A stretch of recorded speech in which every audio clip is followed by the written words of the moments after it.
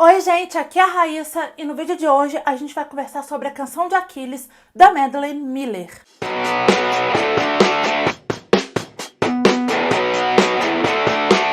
A Canção de Aquiles é uma publicação de 2021 da editora Planeta Minotauro e tem tradução de Gilson César Cardoso de Souza. Essa foi a segunda publicação desse livro aqui no Brasil, já que em 2013 ele saiu por aqui pela editora Jangada. O livro é um reconto da Ilíada, poema de Homero que narra os acontecimentos da lendária Guerra de Troia. No poema de Homero e na grande maioria das versões da Guerra de Troia que vocês encontram por aí, seja ela em formato de livro, filme, série, o que for, o Aquiles é um dos grandes protagonistas. Mas na versão da Madeline Miller, quem vai narrar essa história é o Patroclo. Dentre os muitos mistérios envolvendo a Guerra de Troia, um deles é qual exatamente era a natureza da relação entre o Aquiles e o Patroclo. Dependendo da versão que vocês forem buscar, eles podem ser descritos como primos, irmãos, protegidos e até como amantes. É essa a última versão que a Madeline Miller vai abordar no livro dela. Eu não gosto muito do termo amantes, tá? Porque dá a impressão de algo escondido. Inclusive, não tenho amantes, tá? E assim, aqui a relação do Patroclo e do Aquiles até que começa meio escondida. Mas depois eles não escondem isso de ninguém não, tá? Eles agem abertamente como um casal e são tratados dessa forma pelas outras pessoas. O livro se chama Canção de Aquiles, mas como eu mencionei, ele é narrado pelo Patroclo.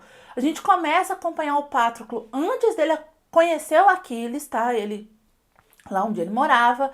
Os acontecimentos que fizeram com que ele fosse exilado e passasse a viver junto com o Aquiles e com o pai do Aquiles, a relação deles sendo construída, e aí a partir do momento que ele e o Aquiles vão para a Guerra de Troia, a gente começa a ver o Patroclo narrar tudo o que está acontecendo na Guerra de Troia, e ele está envolto ali com grandes nomes, né? Então, ele vai narrar esses acontecimentos e vai falar um pouco também da perspectiva dele sobre tudo aquilo que está acontecendo. A Madeline Miller explora muito essa característica nos livros dela de pegar grandes acontecimentos da história e até mitológicos e narrar eles pelo ponto de vista de um personagem que às vezes estava ali meio que à margem. Ela faz isso, por exemplo, no primeiro livro dela que eu li, que foi Circe, em que ela vai contar a história da Circe, que é uma feiticeira que aparece na Odisseia.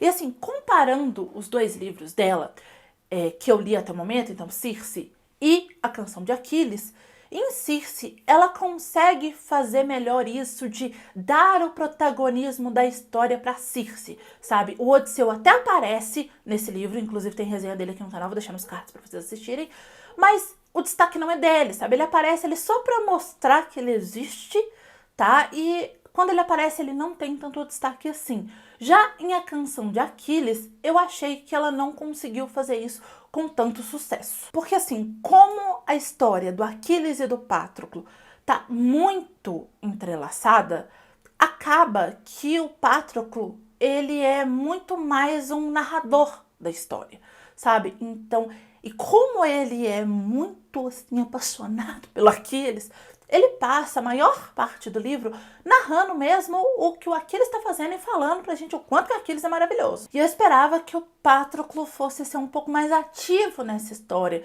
mas na verdade assim, ele evita lutar. Então, por vezes, por escolhas próprias, ele fica um pouco à margem da história, do que está acontecendo ali, pro Aquiles poder ter destaque. Então, ele, no livro da Madeline Miller, ele prefere ser um observador. Eu esperava que esse livro fosse ser um pouco, assim, diferente da maioria dos relatos que a gente tem sobre a Guerra de Troia. Porque, assim, eu já consumi muita coisa nesse sentido. Então, assim, eu já sei que o Aquiles é maravilhoso, sabe?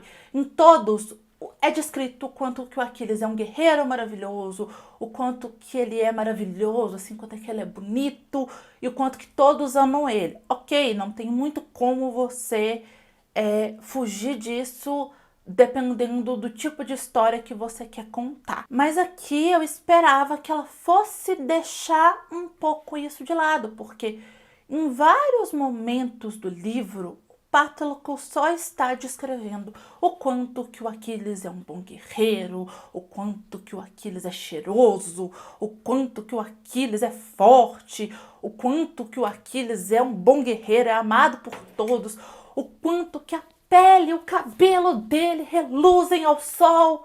Ele começa a fazer tanto isso que fica repetitivo e cansativo, sabe?